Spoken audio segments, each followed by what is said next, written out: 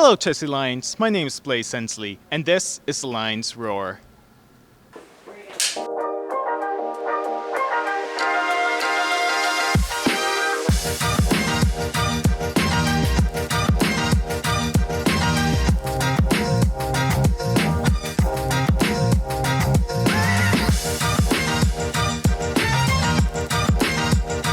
Welcome back. Today's date is Monday, March 3rd, and I hope you all had a good weekend.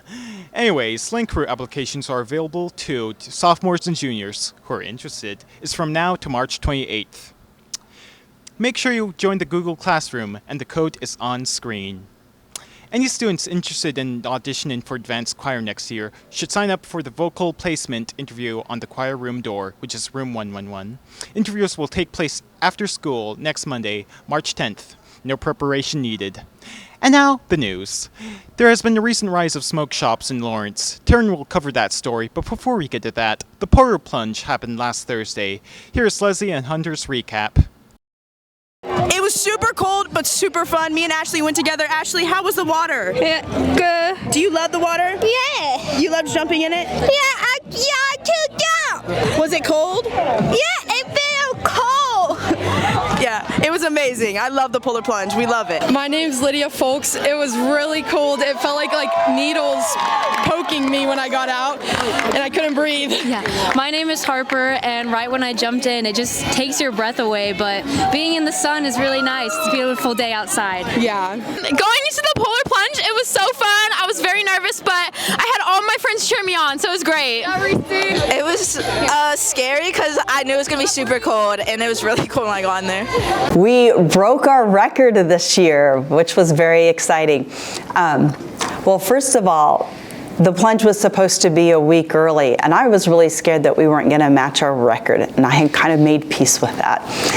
But then having that extra week, the students and staff really pulled through, and last year we earned $14,910, and this year we capped it off with $16,500 plus dollars. So very excited about that. Smoke shops here in Lawrence are opening rapidly, some even right next to each other. Today, I went around LHS to ask how they feel about this recent epidemic. Mass Street has changed a lot since the time I've been here in like 2006, but last 5 years it seems like there's been maybe even 3 years, there's been a lot more smoke shops down there. But I think maybe the city could also do things like, this is outside of the school, but the city could put in place some kind of like a ban around, within a certain radius of the school. I believe that a lot of companies like a vape brand or something like a marijuana pen brand, they tend to use bright colors and keywords like the taste or flavor of it, make it sound more appealing, and then have really like large graphic designs that make it seem more appealing. And then also by bringing those stores in really close to the school. There's a lot of them right around the high schools, and it's super, super sketchy.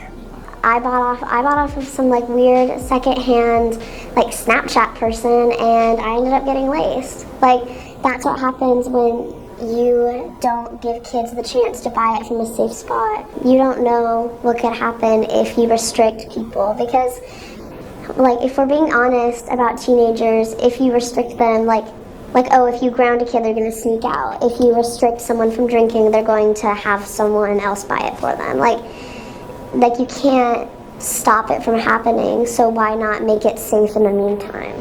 I understand a certain percentage of people are always going to smoke, no matter what it is, no matter what form it is. But guys, it is just gonna kill you. My grandpa died from lung cancer. My dad is currently going through lymphoma from this. I could name a number of people I know that have gotten like sick and died from it. It seems cool now, but it's one of those things that will in the end kill you. Something I think is overlooked is that it is not just on the students that need to stop going to these smoke shops to prevent student usage, but it is the ones providing and marketing towards children that are the issue, especially when they're opened in the vicinity of the school. When we asked different smoke shops to comment, they all declined. If you think you see a new smoke shop pop up in Lawrence every day, you're not alone in that.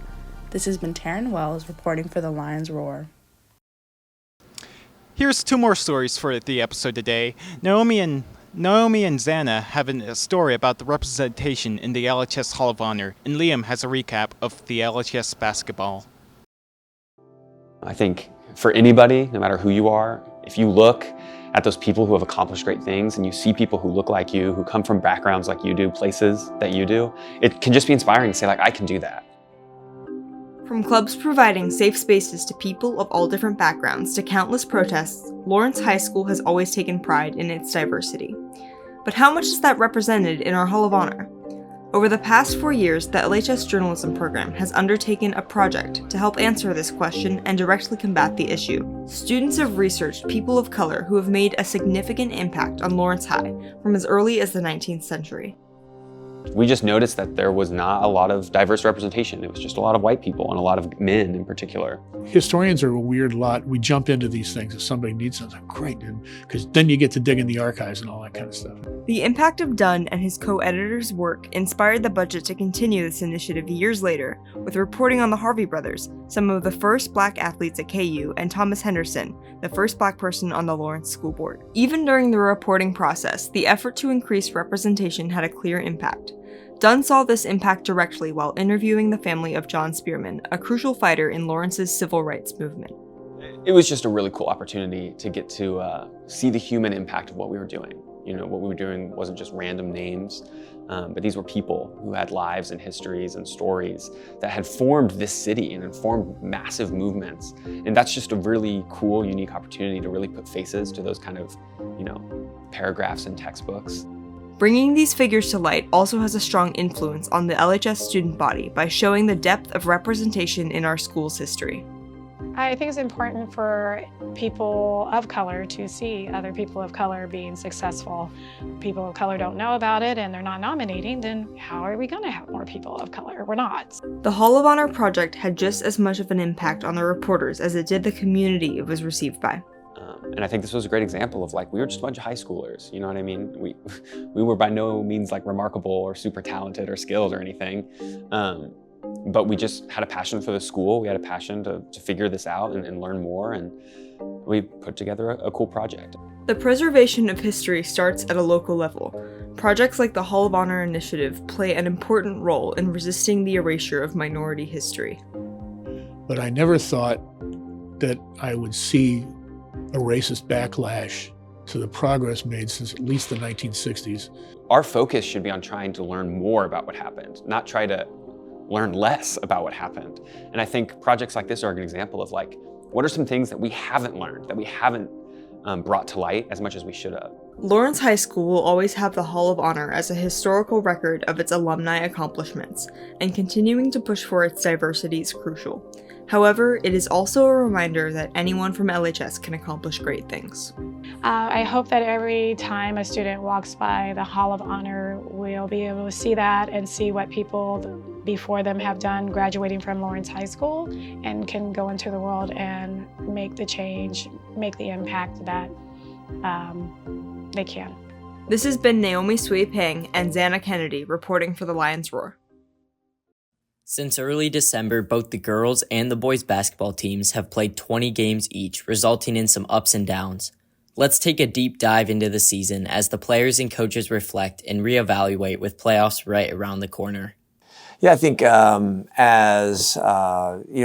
basketball coach here, obviously our goal all along is to ultimately by the end of the season become the best version of ourselves. And we definitely have had really good moments, and we've had some moments that we wish potentially could have turned out a different way for us. But I think we are getting there, that we are turning into the best version of who we can be.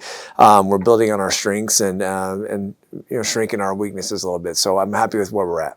The season's gone pretty good. There's been some games where we lose some energy throughout the game, so that's okay. We have a group of guys that are just committed to continue to get better and better and better, and so I'm excited to get after it on Friday and then go into the playoffs and see what we can do. It's really confidence. Our confidence has to be at all-time high, especially because we'll be playing a very good team in Sub-State. So every possession, we have to be mentally and physically locked in order to put ourselves in a situation to be successful. And when we go into the playoffs, we're going to be playing one of the top seeds. And so it's going to be that we have to be ready to go from the very beginning. When we've shown throughout the season, when they play for each other, and we have more of a we mindset instead of an I mindset, we play really well. We have a lot of young people and a lot of people that haven't experienced a lot of varsity time. So I think the way that those people have handled it, it's been really well, and we've been just growing and progressing every single game. A lot of people have had to step up with leadership-wise, like I said before. There's a lot of young people, a lot of people with not a lot of experience playing at a higher level. So I think leadership-wise, talking, communicating, that's been something that a lot of people have grown at, and it's been really good for us.